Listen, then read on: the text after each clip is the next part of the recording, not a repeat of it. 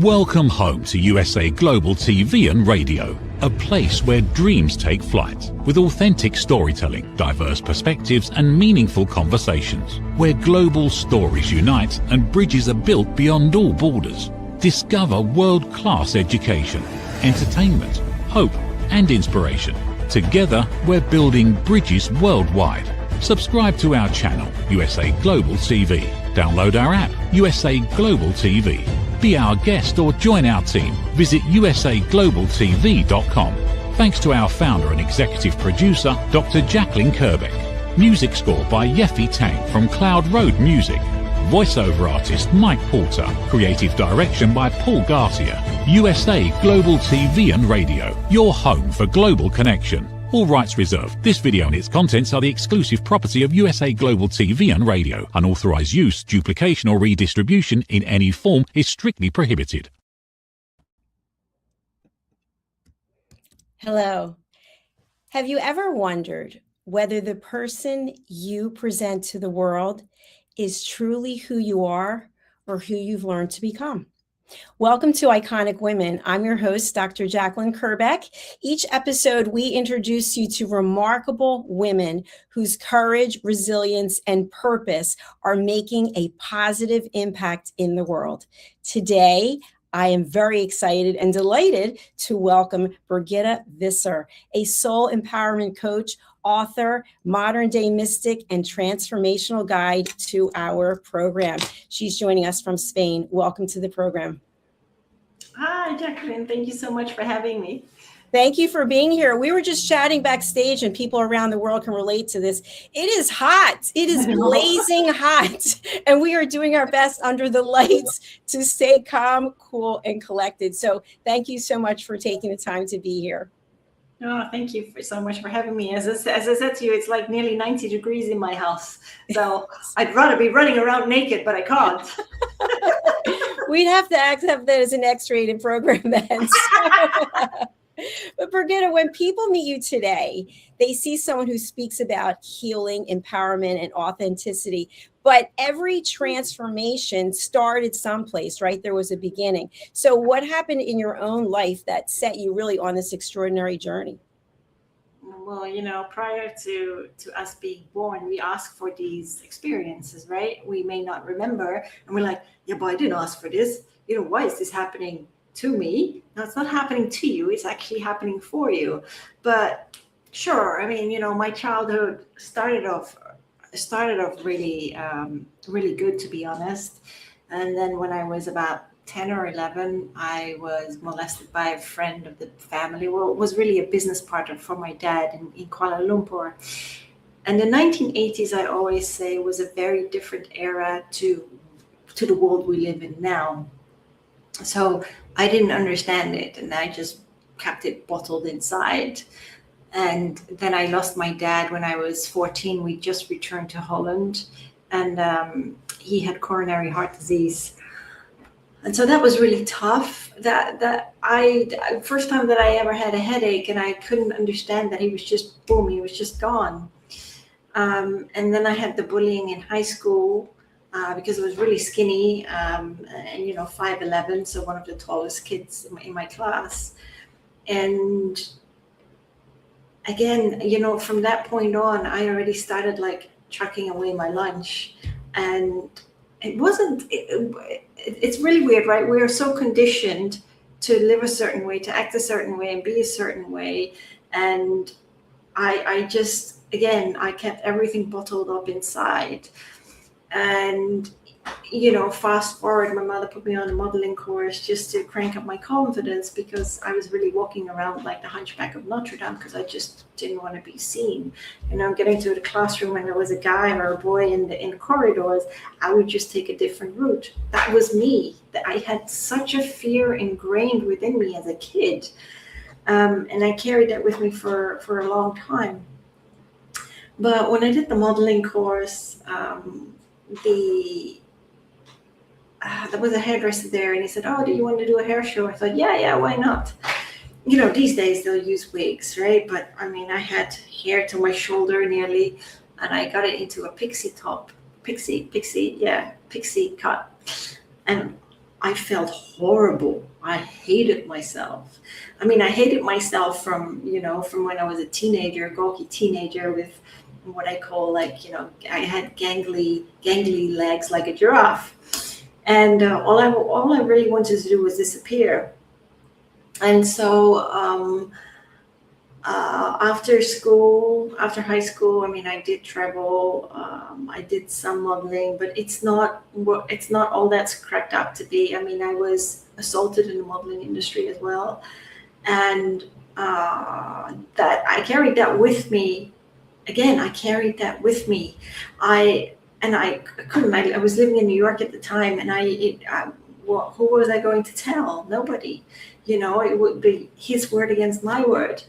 And I lost my stepdad when I was nearly 25. He had cancer, throat cancer. And my mom was leaning on me emotionally. And I had these friends, and I take total responsibility. But they got me into kind of like drugs for like 3 months. Yeah. And I blacked out as well. And it was one of these things where people just wanted to see me happy. If I talked about my stepdad, it was like I could talk about it for 2 minutes, and then it was like, okay, we don't want to hear it anymore. So yeah, 3 months, and like I said, I blacked out. I was still going to work, but it continued on. So everything just kept building up, and and even the relationships I was in were very, very dysfunctional. And then Jacalyn, we often wonder, why are they so dysfunctional? It's because we haven't poured that love into ourselves, right? We haven't accepted ourselves as we are. We haven't healed. And that was my problem. And I didn't understand that until many years later. I really had to hit rock bottom several times. And it's never nice to hit rock bottom. It really isn't, but sometimes it's really necessary so that you get that wake up call, like, hey, you know what? I'm worthy. Yeah, I'm worthy of living a better life. I'm worthy of that self-love. I carry value. Thank you so much for your transparency and for being brave, because I know every time we share our story, little of the past comes back up and we have to deal with it again. My question for you about what you shared, and for people who are maybe going through something similar, also a lot of trauma, how do we know when we have dealt with it? Whether we're sharing with other people or we're dealing with ourselves, how do we know when we are healthy, so to speak, when it comes to dealing with an issue like that? You mean once you've overcome it? Yeah, how do you know you've actually overcome it? Because sometimes it comes back to haunt us, right? Oh, I thought I dealt with that, but absolutely. That's why it's experiences go round and go in a spiral. So it does keep coming back because you have to heal on a deeper level.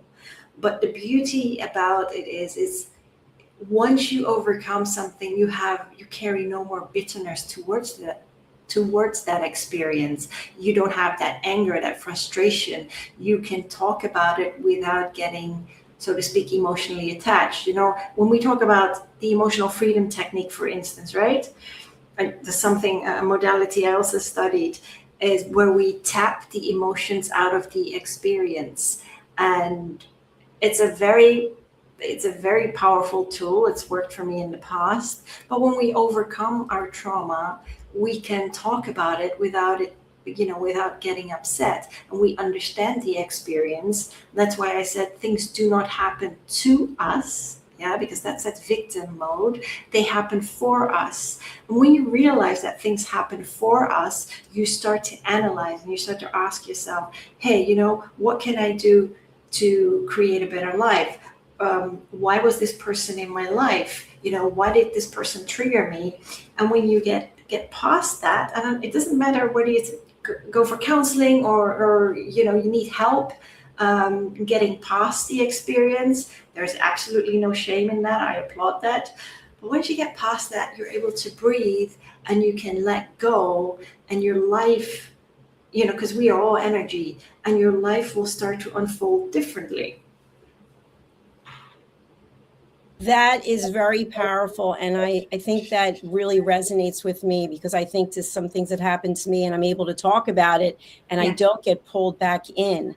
Yeah. And when you look at the woman you were back then, you know, you're a beautiful woman, you're very successful, very accomplished, very well spoken. When you look back to that woman, what would you tell her now based on the journey that you've been on and that you are on? That's a really good question.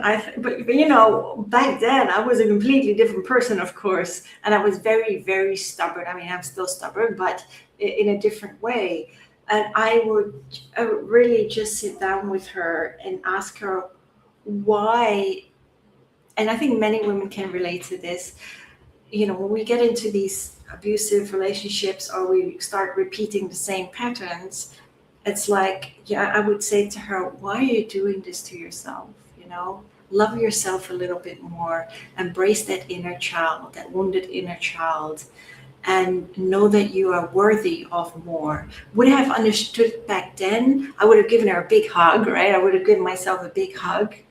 Um, would I have understood it then? I don't know, Jacalyn. I might have, but I just didn't have anybody to speak to all these years ago, because life was very different to what it is now. You know, people are far more open today. Absolutely. And I think something that really pops into my head based on what you shared is that there are times when we do share things with other people and they make a judgment about it. They do. And they make a judgment about us. And now we're carrying that baggage plus this baggage. It's kind of like, oh, you mentioned you can't even stand up straight anymore. Exactly. So, you know, one of the things that I've learned in my own experience is that I try to process things myself instead of looking for that external validation, because you're not going to get it. It's like 50-50, right? Absolutely. There's an important point you just stated. Validation. We seek so much validation from outside. Yeah. And we need to seek it from ourselves. We need to sit with ourselves and just be. And again, pour that love back into our own hearts first and foremost. And we think, when we talk about external validation, I think it comes from a lot of it comes from social media, TV, you name it. Again, because we've been told to live a certain way and be a certain way and act a certain way, as I said earlier, and we follow the fad, we follow the trend, but actually, you know, we should be true to ourselves. And when people say, hey, you know what? Just be your own authentic selves. And they're like, yeah, but what does that even mean? It means that you live with integrity and that you're honest with yourself, that you accept yourself the way you are, and that you can look in the mirror and tell yourself, my dad used to always say this when we were kids, you know, look in the mirror and tell yourself that you love yourself. Ha ha ha. We were laughing. My sister and I were laughing. But it is very true now. I look back at it and it's really so important to love yourself, because I didn't love myself. Oh my God. I was a pro at starving myself. Yeah, that's what I could control. I was a pro at working my socks off 7 days a week. No matter where I planted my feet in the world, I was this little chameleon. I would just blend in. And that's what kept my demons at bay at the time. I was really like a Houdini. Until I learned many, many years later that I really just had to sit down with myself and, you know, speak to the demons that were stuck in my head. Because that's the thing, right? It doesn't matter what we go through. It's our trauma that's trying, I call them the demons in our head, but it's the trauma that's trying to say, hey, listen, we want to be healed. Can you just sit down for a moment? And, can we get you back in balance? So that your soul is aligned back into your body. And that's the thing. When we're not aligned, we suffer from dis-ease. I call it dis-ease because it comes out in some way, form, shape, or another, and we get ill. And ill is an acronym. It means we become imbalanced of love and light. Yeah, because we're not giving that to ourselves. Absolutely. And one of the statements that I've heard people make over time, I don't know if I made it myself decades ago, but it was, I'm looking for my better half. And we're looking for like half of a person many times because we're not a whole person. Correct. So you mentioned about loving yourself. We have to love ourselves first, meaning we have to accept ourselves for who we are. But when you ask people to actually do that work and look in the mirror, sometimes it's hard to even look in the mirror and see what's staring back. So what are some of the steps that you would recommend people take first to get to know themselves and to be able to just sit with themselves? Isn't that the saying, what, to know thyself is to love thyself? Right? Yes. Exactly that.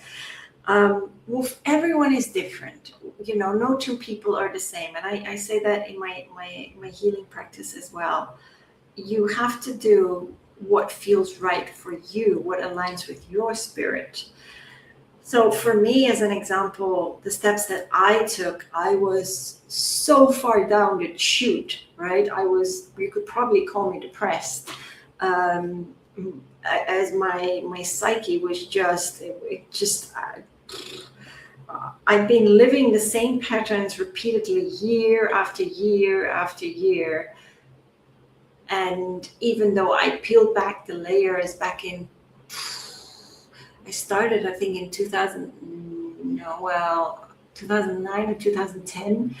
And I'd gone through a really, really bad breakup because my ex was in bed with the Crips in Holland, and I had my life threatened.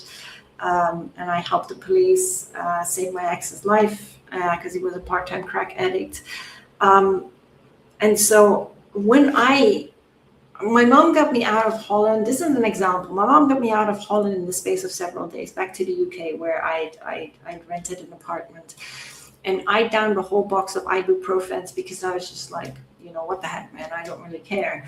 All that did for me, Jacalyn, was it gave me like 12 hours sleep. And I did get up the next day and I was like, yeah, you know what? I can't go on like this anymore. So I knew I had to put on my big girl pants and say, you know what, I'm going to take responsibility for my life because I want a better life. I cannot live like this anymore.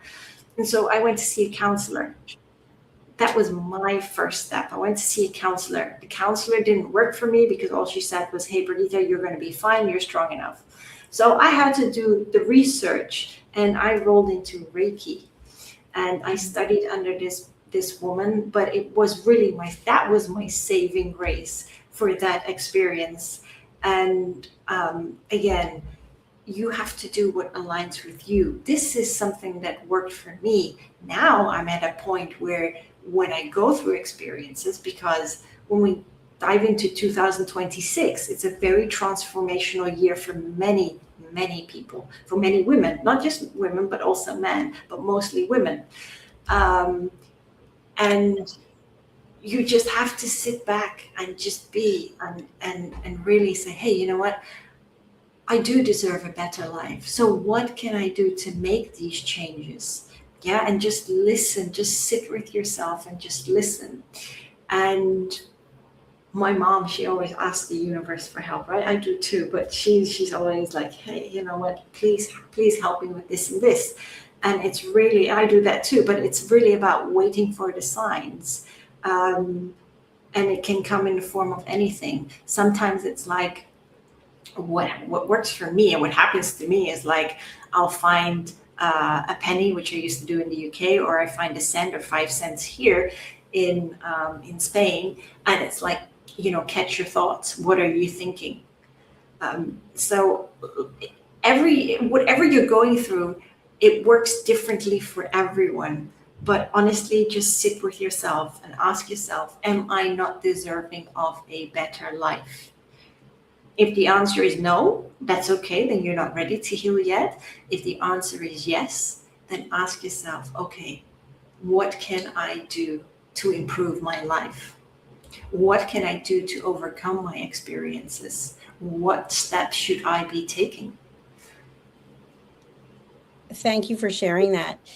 we have a number of people who are watching on the live who are posting comments. I normally don't do this, but there's a common theme with all of them, and it's about religion. It's about Jesus Christ is the only one who can save you. So what are your thoughts about that? Where does religion come into play or not come into play with what we're talking about today? So everybody's on their own journey, right, Jacalyn? We're all on our own journey. If religion works for you and you believe that Jesus is your savior, Jesus stood for love, unconditional love. Yeah, that's what he practiced. That's what he preached. And the thing is, our divine essence is love. That is our main ingredient. That's how we're born, right? We just forget because we get so conditioned by society and the way that we are raised. I'm no exception to the rule. But Jesus is it's about Christ consciousness. And Christ consciousness merely means that return to a love for ourselves and each other. But if you are judgmental and you do not have that love for yourself, then how can you ever love another? Yeah, Jesus said, love thy neighbor. And yeah, he was right, because when we are free of judgment, when we love ourselves and we love other people, regardless of the experiences that they throw at us or the triggers, we can just say, hey, thank you. There's one thing, with Saint Germain, because I do channel him, and he always says, you know what, whatever you're going through, just take a deep bow in gratitude and just say, I love you, but I love me more, and walk away from the experience. But remember, life is merely a return to love, nothing more, nothing less. So if you can learn to love yourself and love others, oh boy, how different the world would be. I agree with you. I'm a peace ambassador myself. And I do believe, many times people post things and they are filled with judgment themselves, just the comments, that the only way is the way that you're posting. So people who are posting, think about what it is that's the underlying foundation of you posting what it is you're posting. I would like to talk a little bit about the work that you do. You are a soul empowerment coach. That's one of the things that you do. What does this mean for people who are not aware of this? It's in the wording. It's actually, I always say it's in the wording because it's empowering our soul. It's really about empowering our soul and taking back our I am power, standing in our power, and again, understanding that we are worthy of living a better life. And that's really what it's about, because I'm sorry, we give our power away like sweets in a candy jar. That's what we do. And then we sit there and we're just riddled with anxiety, or we're riddled with insecurities. And we're like, yeah, but people say, well, you're not supposed to do this. You're not supposed to do that. Well, I'm here to tell you that, hey, take back your power and live your life in integrity and your truth. That is what is important. Because otherwise, hey, we'll just keep wearing the masks, right? Because a lot of people wear masks and they cannot be themselves. And they have this negative committee in their head telling them how they should be behaving and how they should be living their lives. And it's like, you need to learn to shut that negative committee up in your head, because it's affecting everything in your life. Because I always say this, we are sacred geometrical beings consisting of energy, which creates frequency. Yeah. So what we vibe out, we reel back in. Yeah. That's the cause of law and effect. We are not just this organic blob, this body, this physical evidence. No, we're the light. We've got a soul that's in this temporary body. I call that a meat suit. Our soul is zipped up in here, and we are here to experience life. Very well said. Thank you. One of the things that I love about social media is, for example, you and I are connecting now, right? You're in one country, I'm in another. And so we have access to meet people we might never meet otherwise. But in so many ways, it's a negative because there's so much hatred and judgment. And instead of people taking the time to actually research something, for example, what we're talking about now might not resonate with anyone. Well, do some research. It's okay. Do your research before you just start labeling and become judgmental. Because to me, someone else said this, that's called ignorance, is before you actually do any research, making judgment. So I just want to applaud you for the work that you're doing. I really support what you're doing. I want to talk a little bit about the fact that you're also a channel and light language healer. What does this mean? Well, a channel, it's like, I started doing that. I mean, I attuned people for Reiki back in 2016 already, 2015, 16. And I went to a workshop because I did some Akashic record healing. And Akashic record healing, for those of you who do not understand what that is, it's going through your past lives, because it's not just when let me take a back step before I dive into what a channel is. When we go through traumatic experiences or pain, it can also stem from our ancestral lineage. And you're like, well, how can that be? Of course, because when we grow in the womb, we carry the DNA from our lineage. And, and we carry that within our DNA, within our cells. And so we often get stuck in a repetitive pattern. That's one thing. But anyhow, yes, so I started channeling in about 2017, only because I kept having the same type of relationships, right? It was every time when I met someone new, it was just packed in a different package, so to speak. And my guys are like, oh, let's see what Birgitta's going to do now. And what did I do, right? I was really enabling the guys in my life. I would do everything for them. And we can't do that. We have to allow for people to grow. And I was trying to mold them and change them to my liking. We can't do that. We have to accept them as they are. We can learn a lot from one another. But that's something that I had to learn. So when I went, I went to this workshop because Alania Starhawk, she's in Florida, she helped me with overcoming, very traumatic relationship. And the beauty about that was walking through the Akashic records, the energy changed because that was healed. And all of a sudden he left me alone and I could breathe. I could really breathe. And so she had a workshop and there was a meditation and she counted to 3. I don't know where I went, Jacalyn. And probably 15 minutes later, she counted back from 3, 2, 1, and I was back in the room. And there's one exercise that she gave because I was really upset. I was really upset during that workshop because everyone, they saw colors, they had messages, and I got nothing. But there's one beautiful exercise that she had, and that's how I got into channeling.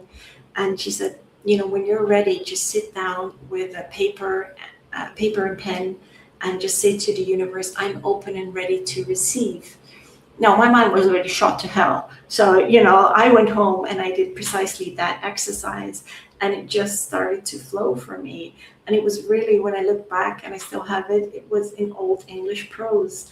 And then I started to ask questions and I was just sitting there, and I was just writing and I got the responses. Then I started using my cards, like the angel cards or the Ascended Master cards. And I just asked, is there anything that you can tell me? Or would you like to convey a message? Or can you tell me about a past life when you were on Earth? And that's how I got into channeling. And it became like second nature to me. It's like when you go to the gym, right? You can't just go for one session. Yeah.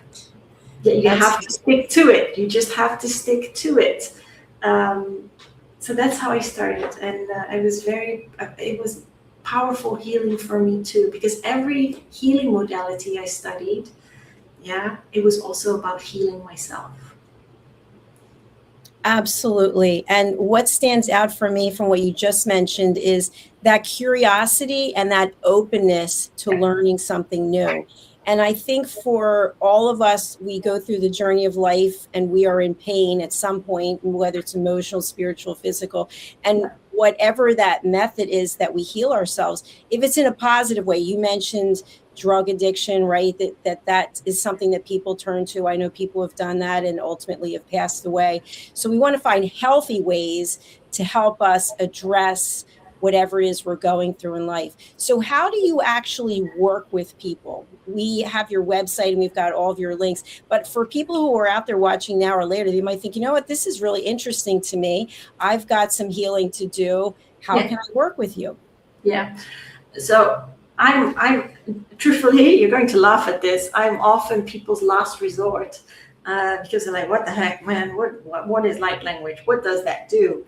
And it's the cosmic frequency of love, and I thank you for that.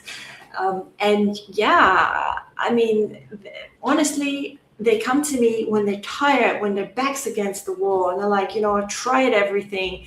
Can you help me? I said, listen, and I'm very honest about that. I'm just a conduit. I'm just a tool in the toolbox. You are your own greatest healer. And for me, it's just unlocking that potential and, unlocking the pain that they've had tucked away. And so it's beautiful to see how they come out of it. Some people, they get rid of their fears. There are others that have had physical ailments and they've vastly improved. Now, I will say this, never,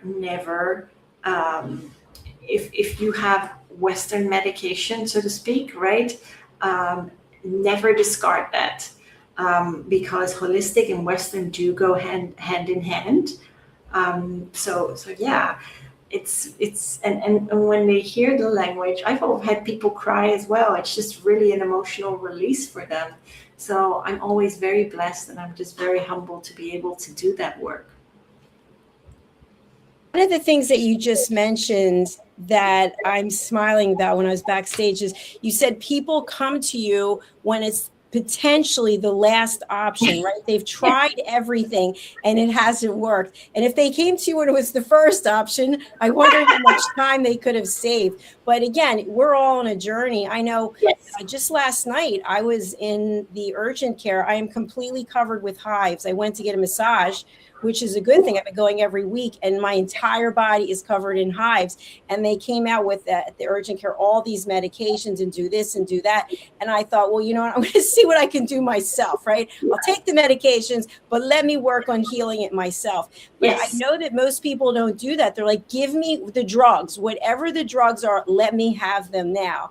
And the truth is, until we find out what's at the root cause, and for example, what caused the hives to come out during the massage, it doesn't matter because it's going to come out some other way in the future, right? It will, absolutely. Louise Hay, the late Louise Hay? Yes.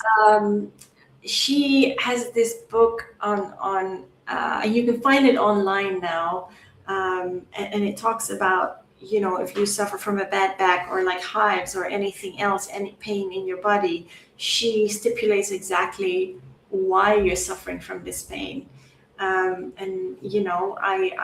It was very much, I had her book, and when I had really, really bad stomach issues, I couldn't hold anything down. And I was stuck in a really toxic relationship, and that was exactly why it happened to me. I couldn't hold any food down. I couldn't even hold tea down. I was a walking skeleton, but I was still working. Yeah, I went to the office and I worked. I wasn't going to sit at home, but it took everything out of me. And what I needed to do was let go of that toxic relationship, but it took me several years to do that. And that's okay. We're all on our on our own journeys here. Yes, we are all on our own journeys. And again, I think it is being open and accepting the fact that there are lessons to be learned. And Yes. so instead of going to that immediate judgment or the blame, it's your fault that this happened. It's what can we learn from it? Let us do some exploration. On the screen right now, we have your website under the tab books. What will people find here? So they will find my collaboration books. Child of the Sun was a bestseller earlier this year. There is another one that's coming out, Evolving on Purpose, in September, where I lightly touch on the year 2026. And because it's such a year of change and so much is happening, not just in the world, but also within us. And I call that within us because a lot of people are going through life-changing events. Even my whole life is falling apart right now. And I'm like, okay, yeah, fine. It's fine. Because I also know I'm going through a transition period, which is good because sometimes we just need to let go and, you know, shed our skin like a snake does and just rise from the ashes like a phoenix reborn. Yeah, there's so much beauty and transformation. So whatever, and so it's not on here yet that this book that's coming out in 2026, September 2026, the 26th of September. But yeah, so whatever you're going through, just embrace it, accept it, and ask yourself, you know what, no matter what is going on around me, let me sort out my own life. And that's the one thing, you know, we always look at the world around us, but it's like we need to look at our inner world and see how we can make the changes. Yeah, because when you make the necessary changes, you inspire other people to do the same. So that's that book. Becoming Authentically Me was my first book, but I'm rewriting that currently because it was way too long. It was like when you write your first book, you try and cram everything into it, and it's way too much information. I know, yes, for sure. So, but it was so healing. Every time I write, it's very, very healing. I mean, where I live in Spain, and I moved from one place in Spain to 2.5 hours south, and now I'm back up in the Costa Blanca area because I went through my ex from the US who had this drug problem in Holland. He came to Spain 2 years ago, and it was such a heightened experience. You know, he was working in my house remotely, and oh my goodness, he was I don't like the labels, but it's easier for people to understand. He was a narcissist. He had like 10 distinct different voices telling him how to live his life. And some of them told him to commit suicide. He took over my whole home. It was in such disarray. I was walking around and, you know, on eggshells. I was living and breathing and working in my study. You know, he took, steroid injections. He converted GBH or GBL to GBH. It was like, you know, mental health is no joke. Okay, it isn't a joke. And I was walking around with this fear, but I needed to get over that because this was my home and it was my life, and I had done so much healing in the meantime, and he had done nothing of the sorts. You know, he gaslit me as well, and I'm glad I went through it. It wasn't fun at the time, but I had to kick him out of my house, and I did, and he procrastinated, and he smashed his laptop, a computer screen onto the porch, and he left with a volley of, well, he called me every name under the sun. And I had to cleanse my house, so I did that. I threw everything out that he had touched, and Yeah, it's one of these things where I needed to put on my big girl pants, and I went on a healing journey of ayahuasca and plant medicine. And that was really powerful for me as well. I mean, I needed to get the police involved because he came back, and I'm so glad it happened to me, because I could shut the door. I could, after 20 years, Jacalyn, I could finally shut the door on him for good. And when we talk about that experience, right, when you say everything goes in spirals, and so he did contact me several weeks ago, but I have no more attachment to him. I mean, I responded, and he just said, "Oh yeah, I treated you wrong." Okay, that was an apology. I said, "Listen, I appreciate you telling me this." And I said, I'm glad that you're doing okay. And then I got a really long email back, and I didn't respond because I have no more attachment to him. And I know I deviated away from my question, but this is also in my books where I talk about it. So we can overcome because we are worthy of more.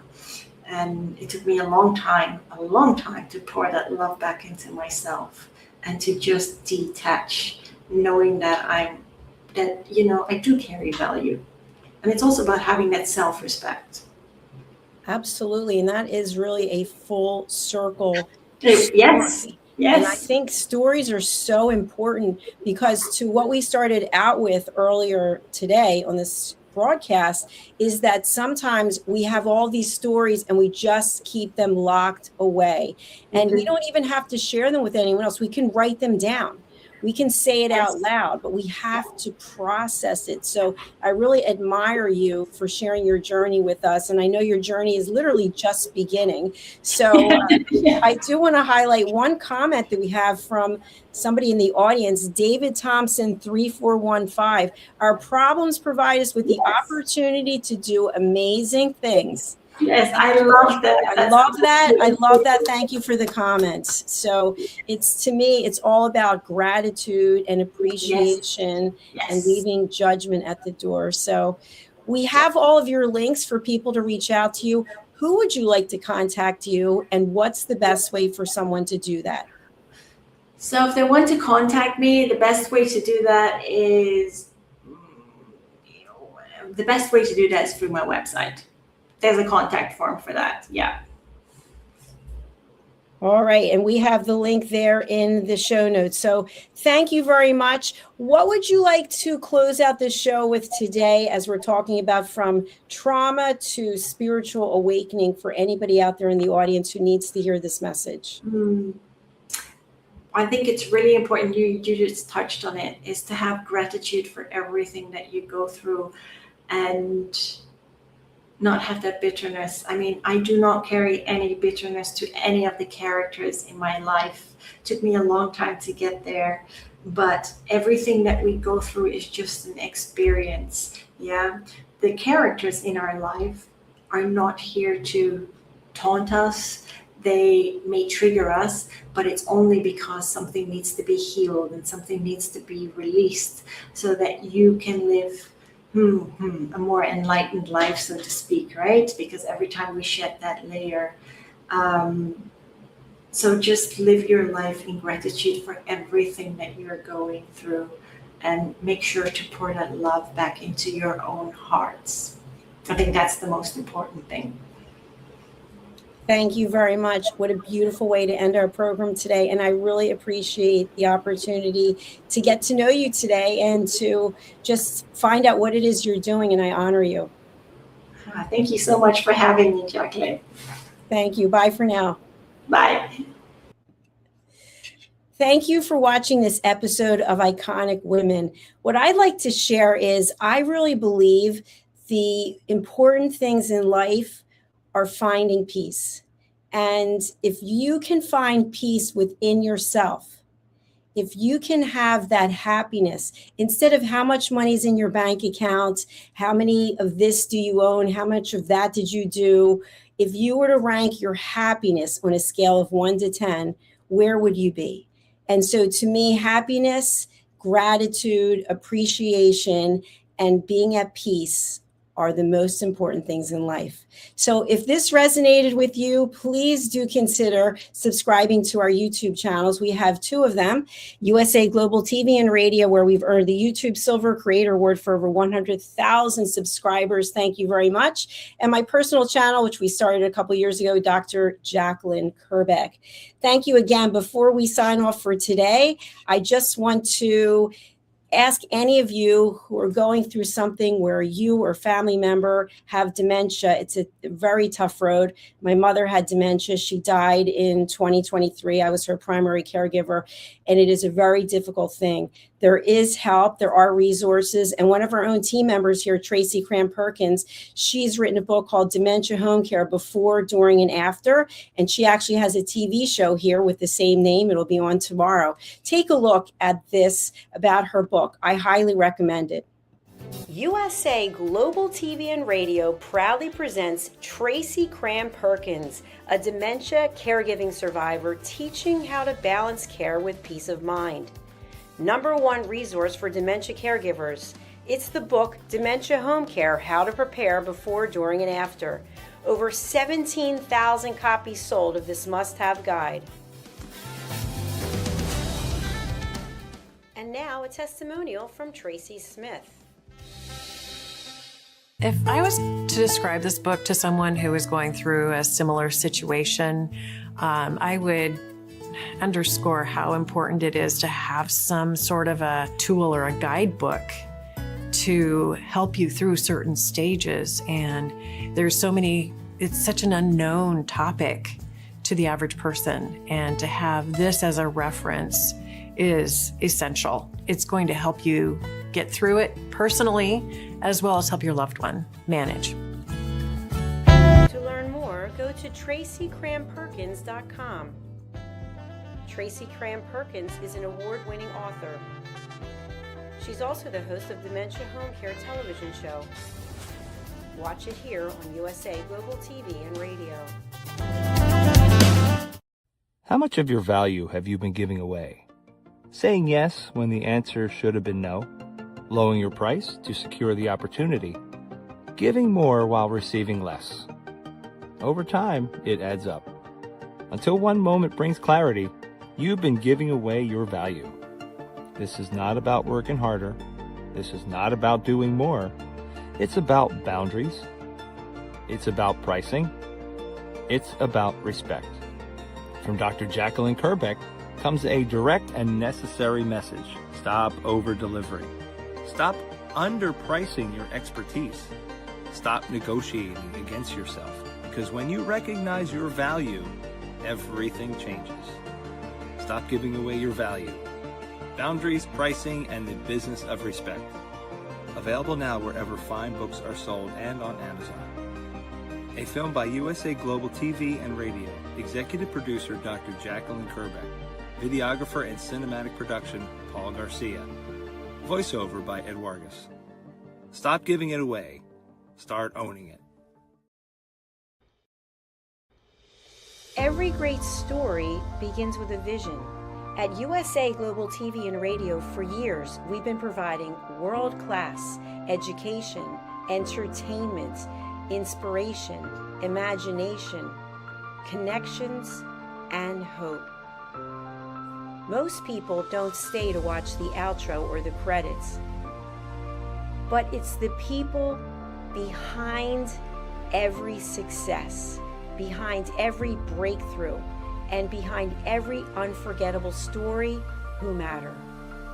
The TV show hosts, our guests, our sponsors, our publicists, our production team, our distribution team, our search engine optimization team, and so many more. You're the ones who make the difference. Every great story belongs to the people who bring it to life. Our future looks bright at USA Global TV and Radio, and that's because of you, our loyal fan base all around the world in more than 60 countries. Together, we're making a difference because you matter. USA Global TV and Radio, live streaming to over 60 countries. Voiceover, Dr. Jacalyn Kerbeck. Video production and direction, Paul Garcia. Subscribe to our channel, USA Global TV and Radio on YouTube. Thank you, viewers and listeners of USA Global TV and Radio, for joining us today. We're honoured to have your time and attention as part of our global community. At USA Global TV and Radio, we believe in the power of authentic conversations, meaningful connections, and creating a world of possibilities together. Want to be part of something bigger? Join our team of elevated listeners at usaglobaltv.com, a space where your voice matters and your ability to listen transforms relationships. Stay connected with us across all our platforms for thought-provoking discussions, expert insights, and empowering stories. Subscribe to our channels at youtube.com/c/usaglobaltv. Follow us on social media and explore the endless opportunities we're creating for growth, learning, and inspiration.